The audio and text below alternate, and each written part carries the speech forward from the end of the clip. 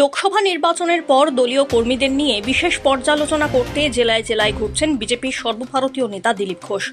অন্যান্য জেলার পাশাপাশি মালদা জেলাতেও কর্মীদের নিয়ে পর্যালোচনায় যোগদান করেন তিনি।